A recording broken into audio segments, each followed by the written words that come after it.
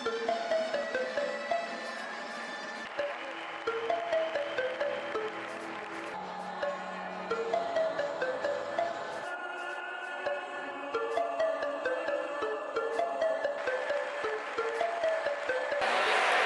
des de fa molts anys venim col·laborant per a que la pilota continuï aquest moment creixent que té la societat. No? I de fa un parell d'anys vam apostar també per la part professional. No?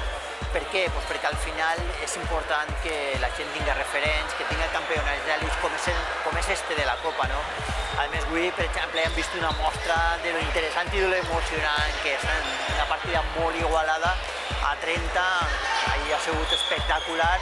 Bueno, al principi m'ha trobat un poc incòmode la part del resto, però després hem anat habituant-nos en la partida, no hem caigut en la pressió de la partida i al final hem pogut agarrar la dinàmica i fer-nos en ella.